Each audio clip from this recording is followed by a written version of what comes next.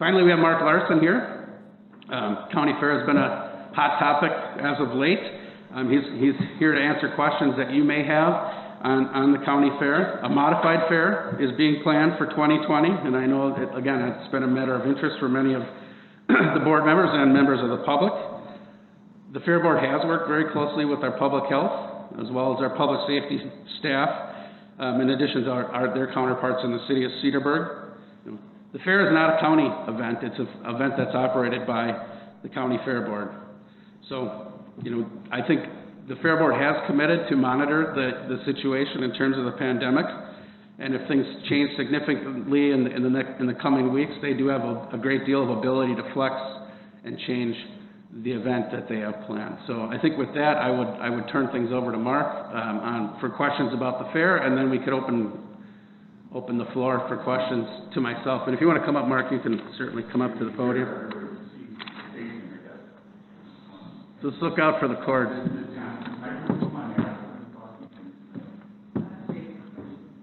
I'll stand over here. I'll just distance myself. I'll just distance myself if you. Okay. Just.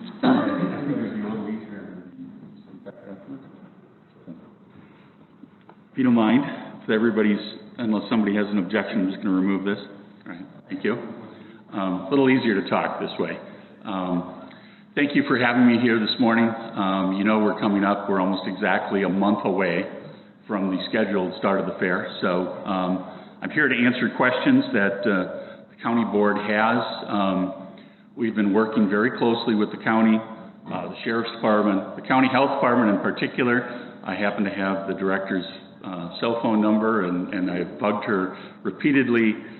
We've had a very good relationship on trying to work out how we can go ahead and approach this. And, one of the benefits with, I think, the nature of our fair and our fair board, we have a very active hands-on fair board that's given us more flexibility than some of the other fairs in the area to plan and move forward with this.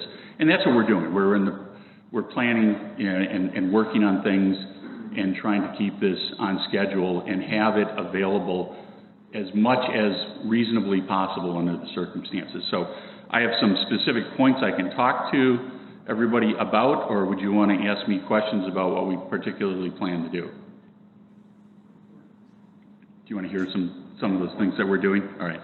One of the things that everybody should know is that even though the fairgrounds does not have a capacity per se, we have come up with a calculation with very generous spacing for the number of people and have decided on a limit of 6,000 people maximum. Now, that would be a good day for us on any given year. But because there have been concerns that maybe with Washington County, their fair having canceled, which I would like to point out because I think there's a little maybe lack of information on that. They have started to walk back from that cancellation. They are starting to schedule events for the same time as their fair was, including having food vendors on their premises for people to come out. They're going to have our fireworks guy do a show for them on Friday night of what would have been their fair. So they have adjusted some of their decision as well, but they're in a completely different type of situation. They've invested heavily in national music acts, which is not something that we have ever traditionally done. This year we have rescheduled the one single national music act we had scheduled. We've rescheduled them for next year. So they're not going to be there. One of the other things that we've done is we are not engaging in any of the usual advertising that we would normally do for the fair. We're not going to have the billboard out on 43. We're not doing any radio, no newspaper. The only thing that we're doing is the things that would be for people who are looking specifically for our fair are going to know what events are being held, when, what restrictions, what safeguards we're going to have in place. That's going to go up on the website shortly. So we're trying to limit things and be reasonable here under the circumstances. We're going to limit access, just so everybody knows. We've talked to the city. We've got the city's permission. We are going to block off that park area, the Willowbrook Park area, so no one can enter through that way. we're going to close the other entrances so that the only two entrances we're going to allow either pedestrians or parking in is Gate 1, which is down on the fireman's side, and Gate 4, which is on the north end, which is the traditional 4-H parking area. And those are going to be the only two entrances. We're employing additional private security than what we would normally have, just one to help with the law enforcement agencies and the fact that, you know, they may already have some work levels that they find difficult, so we're going to try to lessen that burden on them, and we're going to incorporate the private security in the counting and, you know, maintaining the capacity numbers if that becomes an actual issue that we need to shut down access to the fairgrounds at any given time. We are following and if anybody has questions about the capacity number that we came up with, I'll explain that. I'd be more than happy to explain that. We're going to limit the grandstand capacity to the recommended capacity from the county health department. They have actually come out with guidance for fairs and festivals, which is available on their website. We're working to implement everything that they have recommended in there. The Sheriff's Department made a request to us that we limit beer sales, cut back by an hour on the beer sales to 10 o'clock. That's already been agreed to. We will certainly do that. There's going to be signage and announcements and, you know, physical emphasizing the people that they should be following the safe distancing and other safety rules that are recommended for the public. Said we're not doing any advertising. We moved our national act. We've increased the private security staffing. We've brought in, or we're going to bring in an additional number of hand washing stations. You might appreciate that because of having livestock on the property. We already had hand washing stations and signage reminding people on the importance of hygiene on the fairgrounds to begin with, and now we're bringing in an additional number of hand washing stations. We've purchased a large quantity of hand sanitizer. We will have pumps that are available for, you know, everybody during the fair at various key spots. We are going to have PPE available. We're purchasing thousands of masks to make available to patrons who do not have them, but you know, make them available to them if they're going to wish to wear them while they're on the fairgrounds. We have purchased a large quantity of sanitizing solution. We made sure that those were all EPA approved, and so we will be utilizing that in the way that's recommended by the health department. We're repositioning our stages as to maximize the space available, and as well with, you know, the two beer stands that we have, so that people have more room. They don't need to be as close together. And again, we're going to be reminding people and trying to enforce the idea that they should be social distancing while on the fairgrounds. Just to kind of back up a little bit about the capacity number, just so everybody appreciates, with the size of the combined parcels, and I don't know if everybody appreciates that, we use the county fairgrounds, but we also rent that parcel that's Fireman's Park from the firemen. The Ag Society pays rent to utilize that part of the property, and we combine the two. The estimation is that that's roughly 1.75 million square feet. And so if everybody had 12 feet by 12 feet around them, which is, you know, the 6 feet in every direction, 144 square feet, you could fit more than 12,000 people on that property with everybody having that much distance between each other. And we're cutting that in half for our projection. So we're trying to be very conservative on having the staffing with and the size, location, capacity for that. We're working on the safety plans with the county. As I indicated, we've been in close contact with them, and as things modify, we've actually been in contact for months. So, you know, things have changed and evolved, and they may evolve either for the better, you know, hopefully, by the time the fair comes around with another month. But if things change for the worse, we'll adjust to that as well. We are committed to doing this in a very prudent way, you know, as possible. We are increasing the ability for people to use, you know, cashless items to pay for. One of the other items that we're doing to try to facilitate and keep people from having to be crowded is one of the pinch points that's traditionally been there is by the Fireman's Park, the gate between Fireman's Park and the county grounds. We're paying for a new 22-foot gate that's going to be going in the next week or two. So we're actually widening that area so that there's a better flow of traffic from one end to the other. Our amusement ride person whose permit was approved by the city this past Monday, he is going to come in with a limited number of rides, and they're rides that can be cleanable, that allow people to keep 6 feet apart from, unrelated groups. They have a plan of testing their employees twice a day.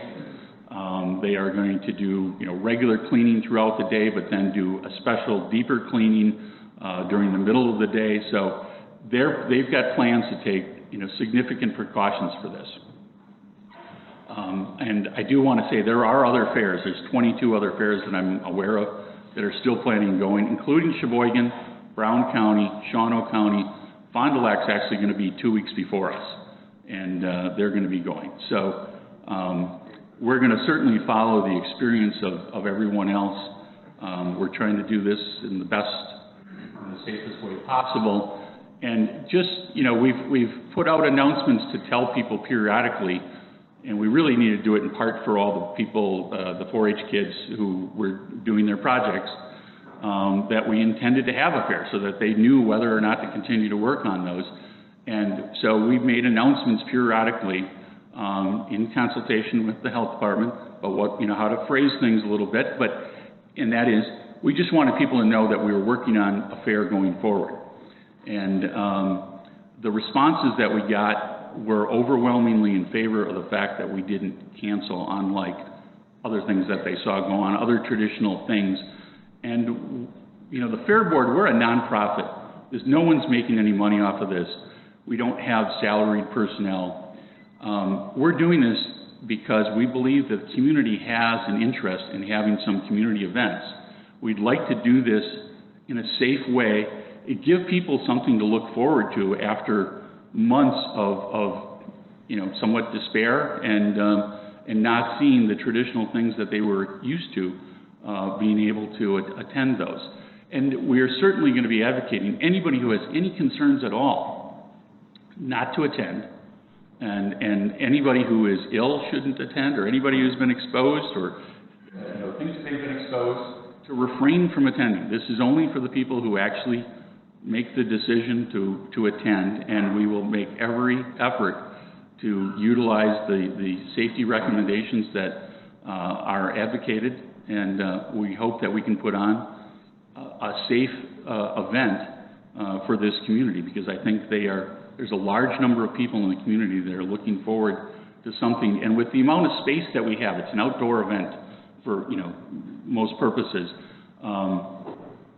It should be something I think that we can reasonably accomplish.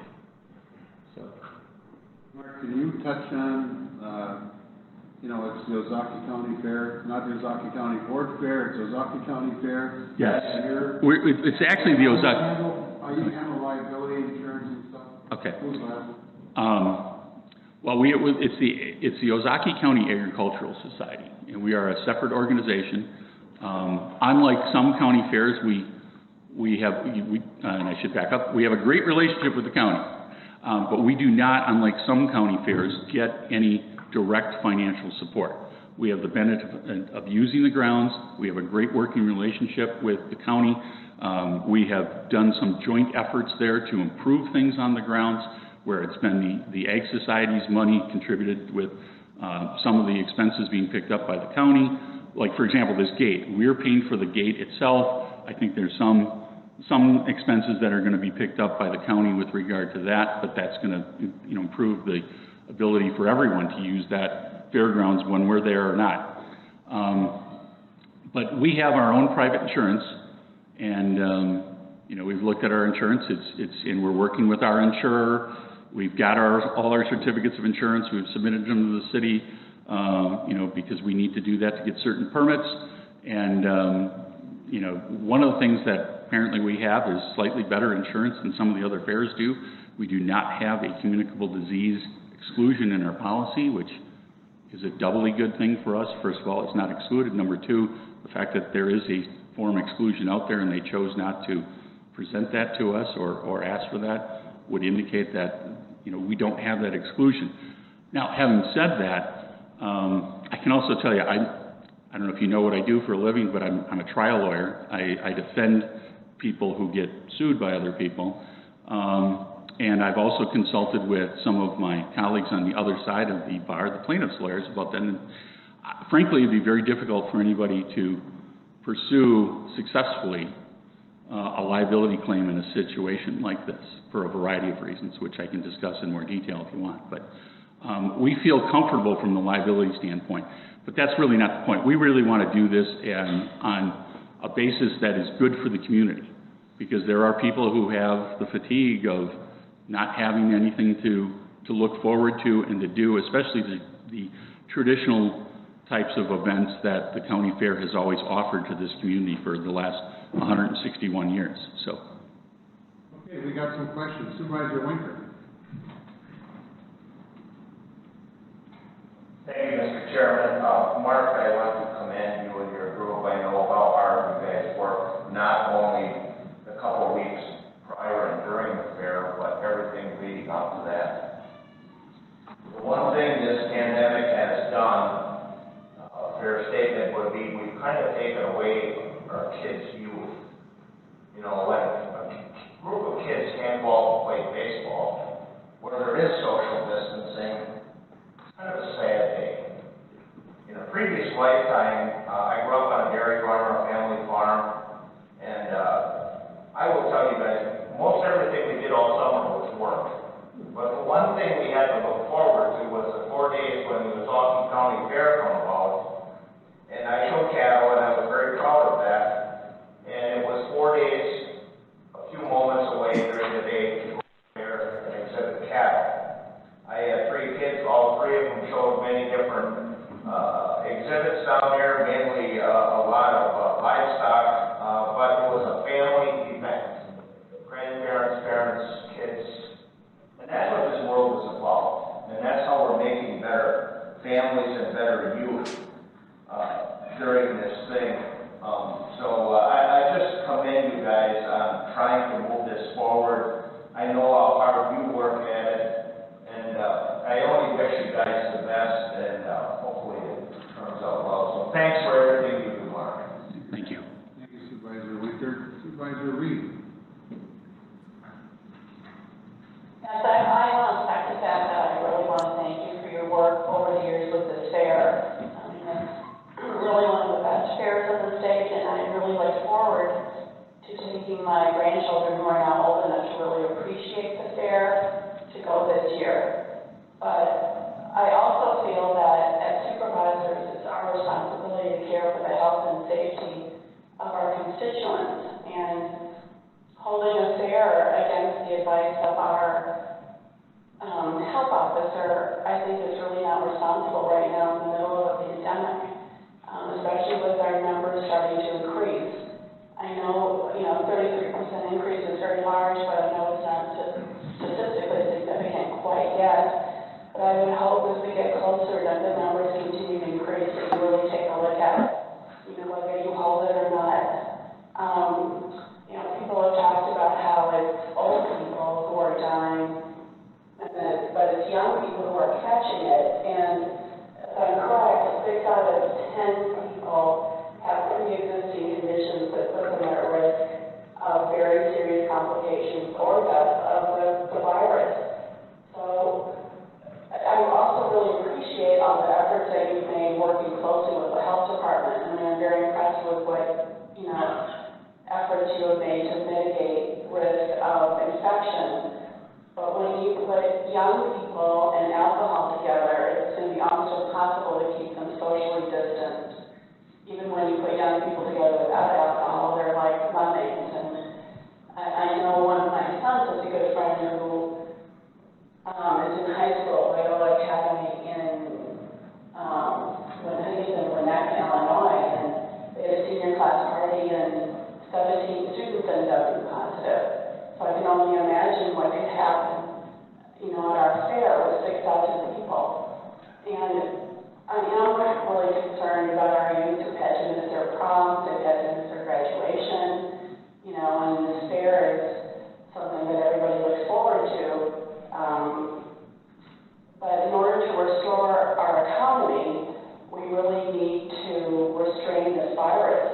And I'm mostly concerned about us not being able to open our schools in August, just a month after this fair, when the data would perhaps start to be coming in, showing the spikes as a result of all these young people getting together.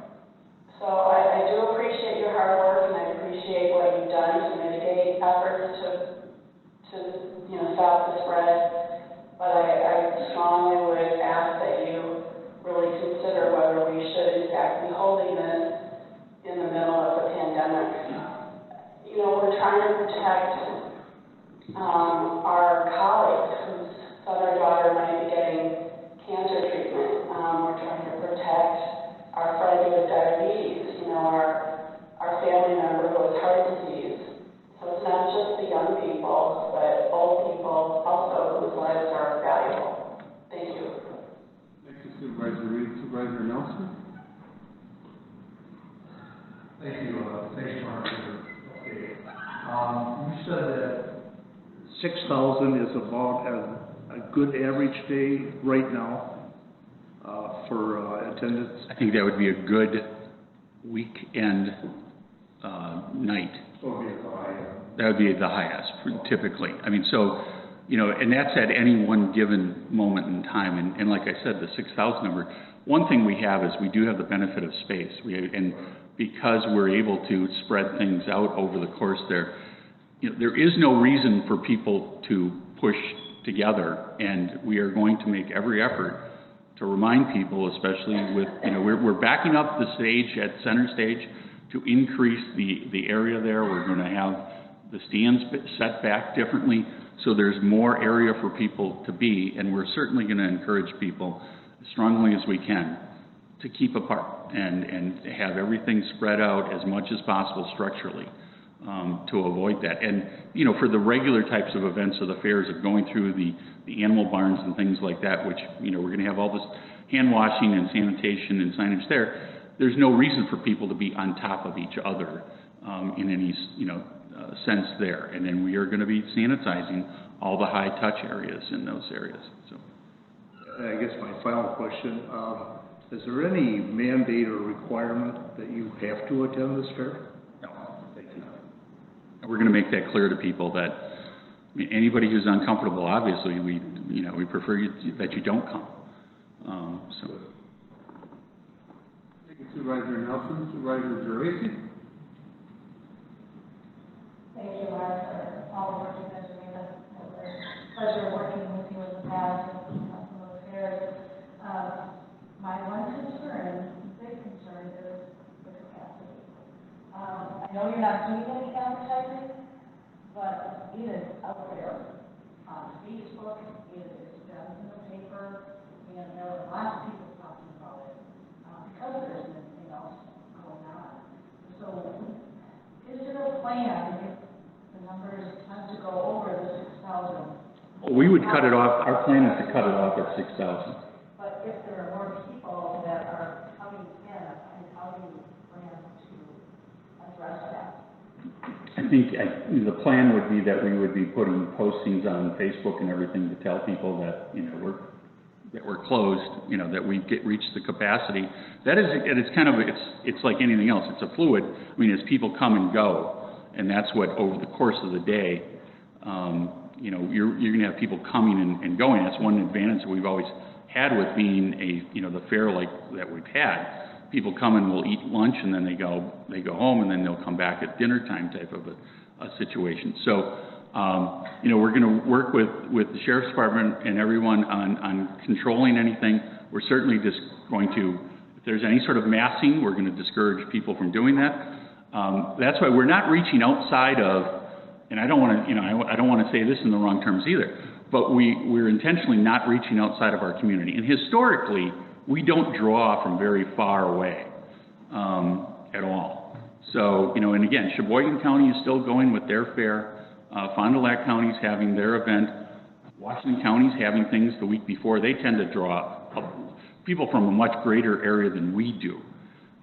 So, you know, I don't think we would even draw, you know, from the range of areas where people, you know, on typical weekdays downtown Cedarburg, you know, there's a lot of people that are coming from out of state to patronize those businesses. Our reach is nowhere near anything like that, and I don't anticipate that it will ultimately be that way. And one of the discussions I had with the sheriff is, I think I think personally what's going to happen is, as many people who are very happy that there is going to be the fair, I think there's going to be people who, you know, as always, who don't actually attend the fair. I think there's people who would traditionally attend the fair are not going to attend the fair this year.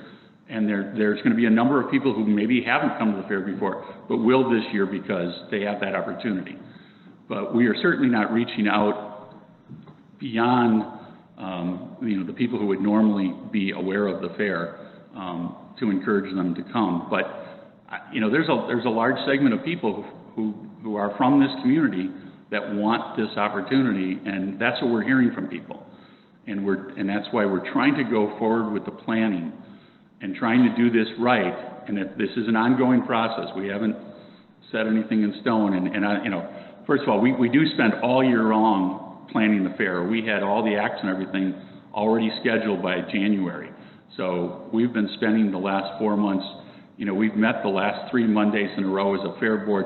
We've got committees that meet. We have a very active hands-on fair board, which has allowed us to even probably consider doing something like this. And we've had some great ideas with people on the details. I've set up, you know, last weekend they were already creating and setting up all the clear shielding that's going to be utilized in the stands for us. So, you know, there's a lot of moving parts here. We've had a lot of people offer to volunteer to help, and we have plans on how to safeguard those people as well. I appreciate the capacity issue. We're going to do the best we can to discourage people, you know, obviously and we'll do announcements, you know, through social media, which seems to be the best way to reach people these days, that we're at capacity, so don't plan on coming. And, you know, we will certainly have a sense, I think, after Wednesday, what it's going to look like for the, you know, the rest of the week. And if we need to take additional steps, we will. Can you also, what other events are you going to do? Are you doing like the demo derbies and doing the fireworks? We're planning on having the fireworks. You know, again, that always requires a permit from the city. We haven't seen that yet. I mean, we've turned in the insurance for that person. That would be Wednesday night. We had truck and tractor pulls, which that's, you know, with all part of that, everybody who's a truck and tractor pull fan, we rarely ever come, you know, close to anything. So that's not, social distancing at the truck and tractor pulls is not going to be an issue, I don't anticipate. And the grandstand events for the demos, we've worked very closely and consulted directly with Ms. Johnson about how to approach that. We're going to limit the capacity to it. And again, people are going to be allowed to sit in the groups that they, you know, can social with in recommendations. And then we're going to encourage everybody else to social distance. So we are, you know, working on having that enforced in that in particular area. Thank you, Supervisor Gray. Supervisor Hill? Thank you, Mr. Chairman. Thank you, Mr. Chairman. Mark, I'm really happy that you came today, stand up there and take questions. I'm not opposed to your group or county fair. I've been going through it the last 50 years here. But I do have some concerns, which I've shared with the media and I've shared with Jason. And I'm happy to hear you're also a defense attorney because you probably thought some of these things through yourself. The first thing is I want to make sure that everybody understands that it's not Zaki County who's putting on this fair. Because if any of the heat comes back, which I hope it doesn't, it's going to come back to people Zaki County. Okay, that's not one concern. We try to make that distinction all the time. I think you'd be shocked at the people who don't appreciate who actually owns, like Fireman's Park, for example, or a lot of the other things. But yes, no, we make that point all the time. The second thing I keep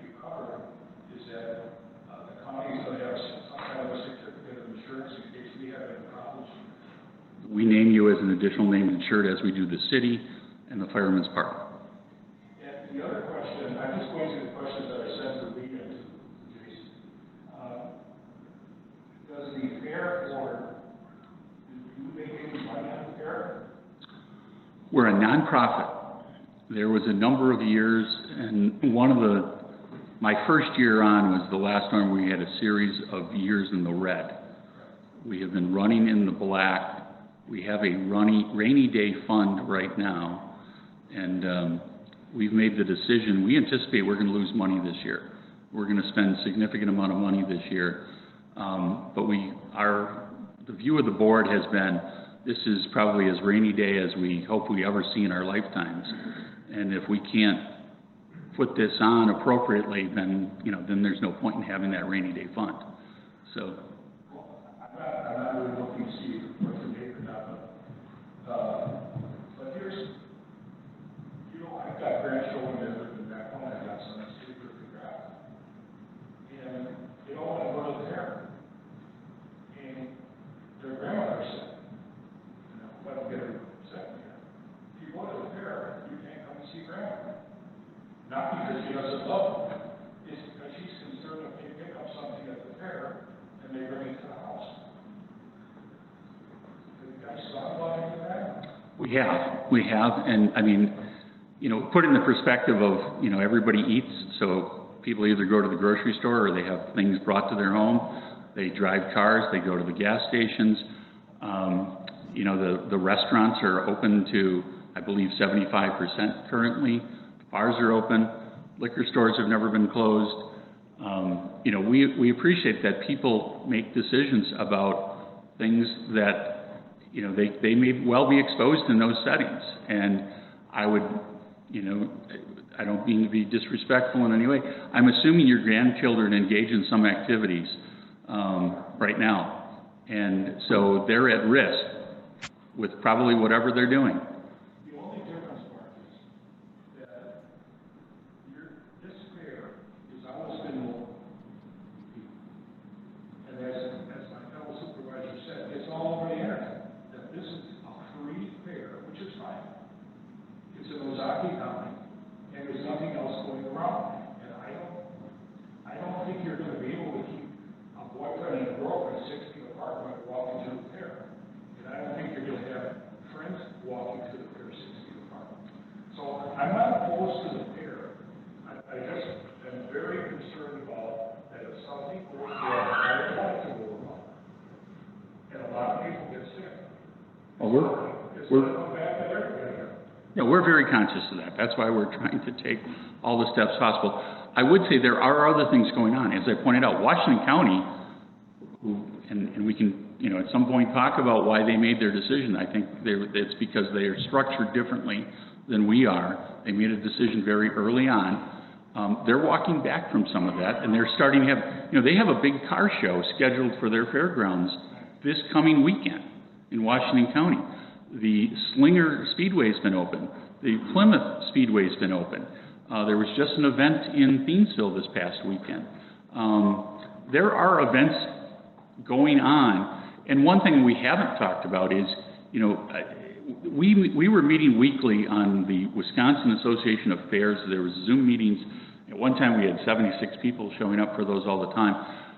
The counties who've canceled their fairs are experiencing a situation where people are holding rogue events because they're upset the fairs were canceled. They're having little mini fairs, they're having animal shows and livestock shows, and they're not working with their health departments when they're doing that.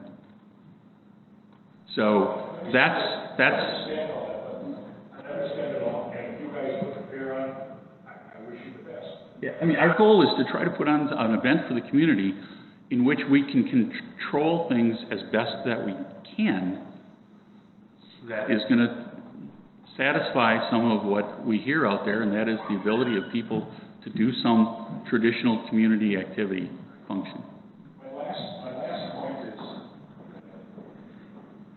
I hope that you're going to have enough people that you'll be able to control the amount of people that are coming to the fair. Because if people come to the grounds and they can't get in, they're going to walk down the streets and they're going to say, well, maybe I should go get a beer or a soda or ice cream or something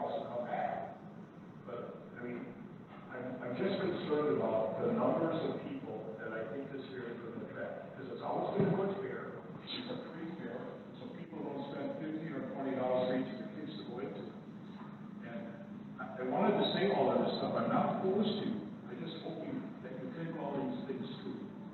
Because the best intentions, if they go bad, really hurt the long. And when our health officer tells us that she's concerned about it, we have to at least bring it up. Okay? Appreciate it. Thank you. Thank you, Supervisor Garrow. Supervisor Wolf. Thank you, Mr. Chairman. Mark, I just want to say thank you for holding the fair in what sounds like a most responsible way. Thank you. Thank you. That's Thank you, Supervisor Wolf. Supervisor Braverman. Yes, I hope I can do this. I would love to hear from Kirsten and her viewpoints on all of this. Is that possible? Unfortunately, I can't understand what you're saying. I would love to hear from Kirsten, our public health director, if that's possible. Kirsten is here.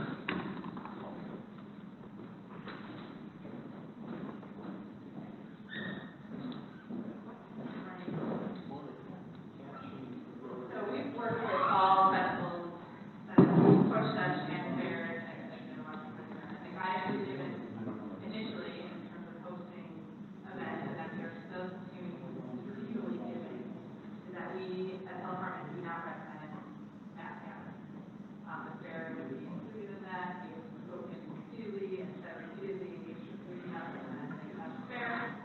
But if you're going to move forward, we really want to work closely with safety and as safe as possible and mitigate your business and that's what we've done. The Fair Board's been a great partner to move forward. Mark and I speak frequently with the local team of staff who go through recommendations have been moving at that.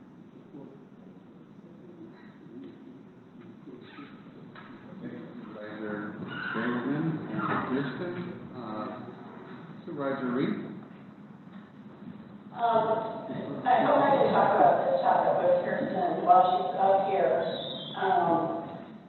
At the executive meeting, I heard that our health department's been receiving numerous threats, including a DJ in West Bend who told his listeners to throw rocks at the health department personnel. I wanted to hear from Kirsten, what is accurate and have they been threatened, and if so, is there anything that we can do in support of her department?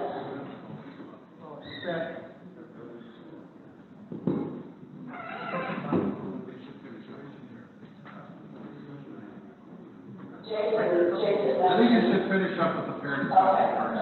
Thank you.